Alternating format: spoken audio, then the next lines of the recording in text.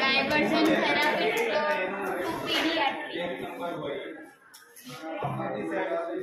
કેટલી સેકન્ડ લો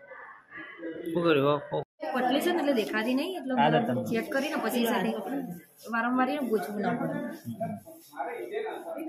એ પછી ઠંડુ ઠંડુ લાગે બેટા કાંઈ ભણે છે હજી તો 1.5 વર્ષનો જ છે ભણવાની છે તો